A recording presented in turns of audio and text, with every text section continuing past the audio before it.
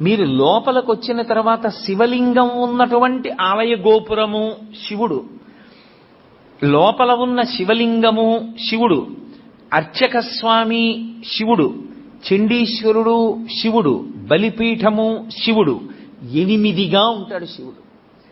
ఈ 8 మీకు ఏది కనపడినా మీకు శివదర్శనమైనట్టు లెక్క. నేను గోడ ఒకటే చూశాననుకోండి, నేను శివదర్శనం చేసినట్టు. నేను ధ్వజం వంక చూశాననుకోండి, నాకు శివదర్శనం అయిపోయినట్టు.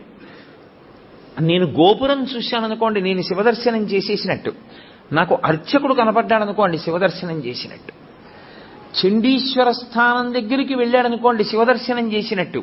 ఈ 8 చూశాడనుకోండి, పూర్ణంగా శివదర్శనం చేసినట్టు. ఎందుకంటే శివతత్వము ఎప్పుడూ అష్టమూర్తి తత్వంగానే వెడుతుంది. 8 అంకెకి కట్టుబడాలి శివతత్వం.